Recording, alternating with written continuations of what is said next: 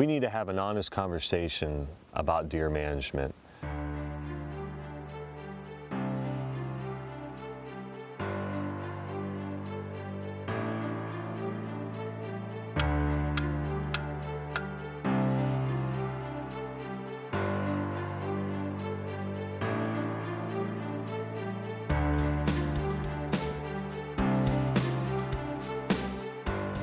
If you think for a second that just because you're practicing quality deer management on your property that there's going to be giant deer stepping out behind every tree, you got some thinking to do.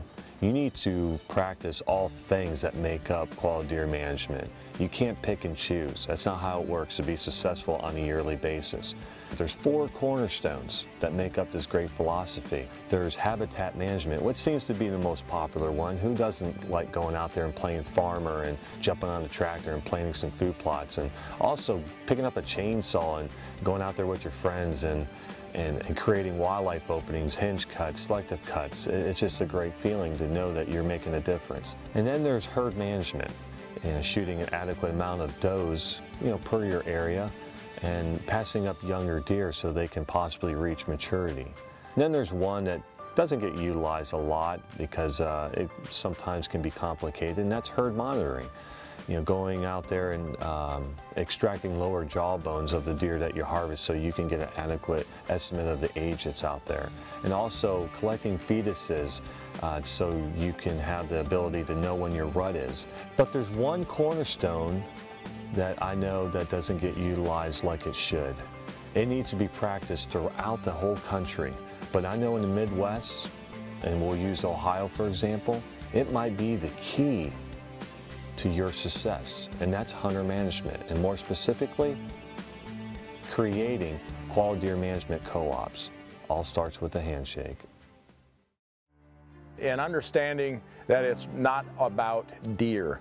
When it comes down to the end of the day, if I'm all upset and angry at my neighbor man or at my brother or whoever that may be because of a deer, we've lost it. God's given us a great place to hunt up here in our area, and it's just good that we manage it and we get other people involved with the QDM to pass this on to not only, our fellow hunters, but our youth that's coming up as well. But one person tells another person before you know it, you have everybody doing it. We've seen the results, we're living the results, and we're going to harvest the results. I tell you what, now I am not afraid to trust my neighbors.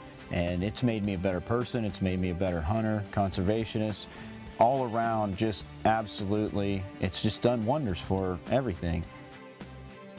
When you have a co-op, especially if you had it running up for a couple years now, human nature being what it is, it tends to get a little stagnant, and you got to come up with innovative ways to keep the interest up in the community and the co-op itself. And I know this co-op that we're going to today in Central Ohio has always been in the forefront of keeping that interest. They do a lot of things such as raffles and bow shoots, and that's what we're going to today is a bow shoot that this co-op has going on. And that brings more people to the introduces them, that is, to the co-op itself, and keeps the interest within the co-op with having fun and having surprises and the camaraderie of it all and what have you. So we're going to go check them out.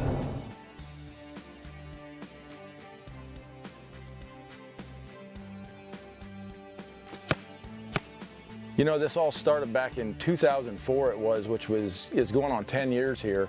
And I had a friend that I knew that had a co-op going, and I called him. I said, hey, what does it take to get a co-op started? He said, well, it's going to take a little bit of time and going around knocking on doors. And so that's exactly what I started doing. I went to my neighbors and I said, hey, are you interested in working together? So Big Red from last year, huh? Yep, right here. So that is Big Red right there. Now that's some dedication to the QDM, that's for sure.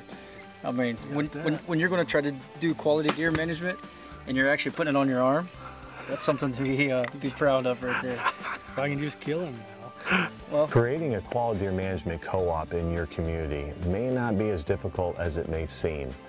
The hardest step is taking that first step. recognizing that for all of us to be successful in harvesting those older class whitetails that you, your neighbors are all trying to, accomplish, you got to start working together instead of against each other. And that's all a co-op is. I had no clue what the co-op was even about until you introduced it to me 4 years ago.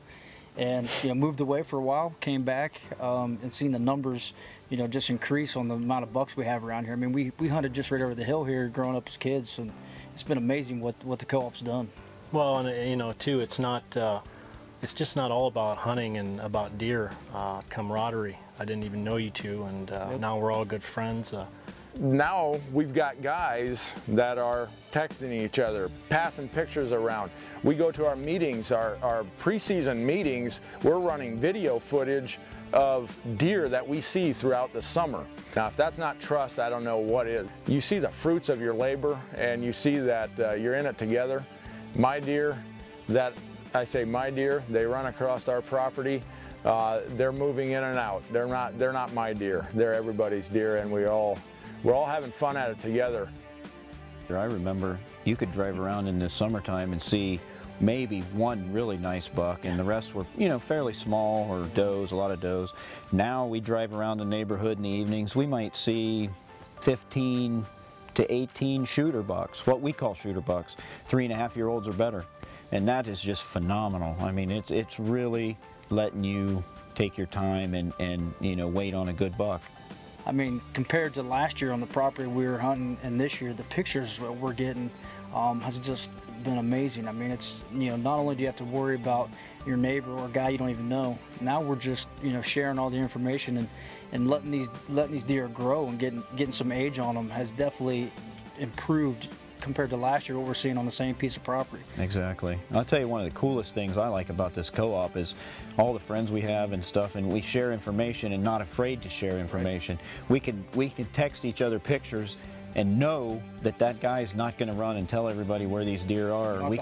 We can, when we have 2 meetings every year, a spring meeting and a fall meeting for the co-op, we bring pictures and video and share it with everybody because we know we can trust each other. And that's one of the coolest things about it. We're in it for the same thing, It's almost like a huge team. You're a co-op, you're a team.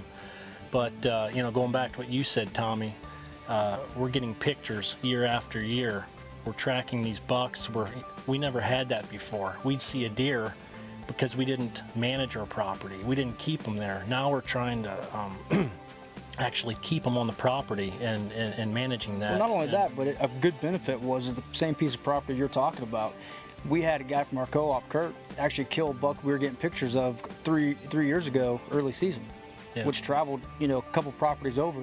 And guess what? He's got a nice mount on his wall. So that's another benefit to the co-op. Everybody talking and sharing pictures. Exactly. You shared pictures with Kurt, and when he killed it, you're like, hey, I got pictures of that. And now, we're not only managers of the deer, we're conservationists, and it's just, it's awesome. I mean, we've learned so much. Yep.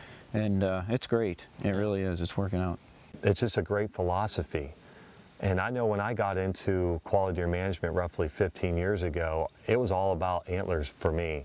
And, what I learned through that whole process, that whole 15 years, is that's how it started. And through those years, it couldn't be farther from that. I've learned about myself. I've learned about others, how to treat people, how people want to be treated. And it's all because of that quality deer management is the future of deer hunting. And how do we get there? You know what? Through quality deer management co-ops.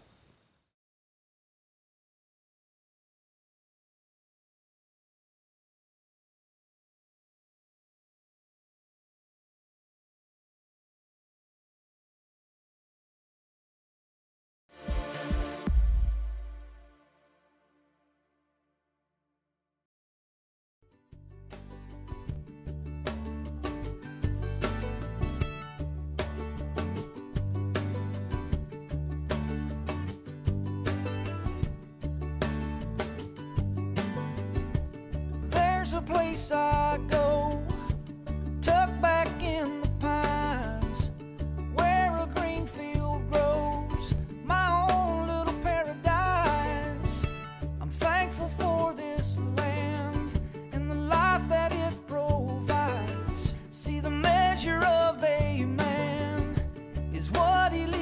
behind.